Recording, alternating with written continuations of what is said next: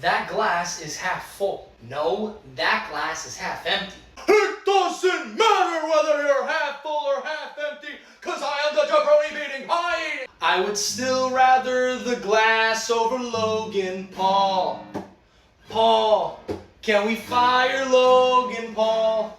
I can't play the guitar. And then you're just gonna reverse it, right? And you're gonna grab that chainsaw over there and just rip my back with it. Right, and then when you're done with him, you're just gonna get that flamethrower, light me on fire, and then just throw me off the roof. I'll be fine.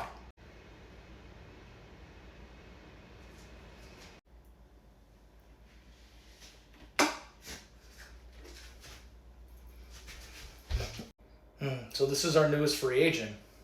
Okay. He's versatile. Can be both half full or half empty. Interesting. All right, I mean, he hits everything we could want. Just one question, my man. You Samoan?